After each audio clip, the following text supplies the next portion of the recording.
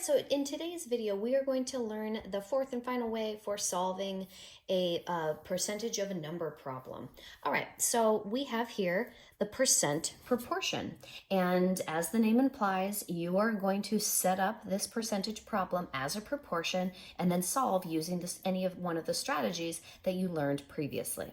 Okay, so how to do the setup? Well, the first thing you're going to do is you're going to see the formula we have here, where you're going to put on one side the percentage and on the other side the part and the whole that they either give you or is the variable.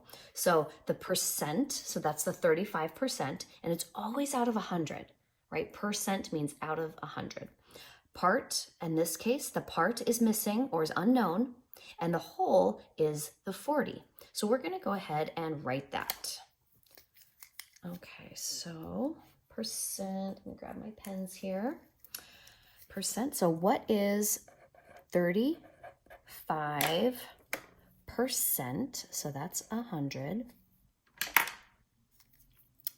And you're trying to figure out what is that part if 40 is the whole. So out of 40. Now, you can use any one of your strategies that you know to solve. So you can either look at the relationship here, and if you see a multiplier there, you can apply it to that side.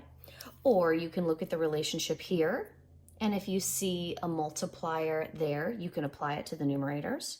But if you don't see any relationship, you can always use the strategy of cross multiplication. So let's use that one just to review. Okay, so in cross multiplication, I am going to multiply these together, and then I'm going to multiply those together. Okay, so I'm going to model what that looks like here on the side because I might run out of room. So I can put this over there. So the first one,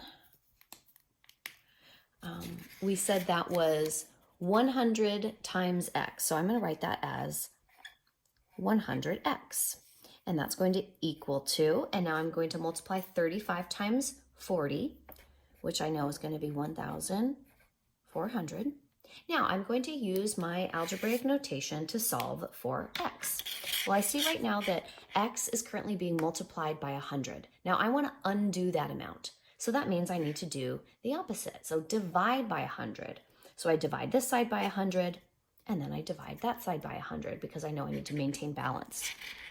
So that looks like this, divide by 100, divide by 100, and now x is going to equal 1,400 divided by 100. That's going to just give me 14. So here we have for the percent proportion, x equals 14. All right, so the trickiest part of this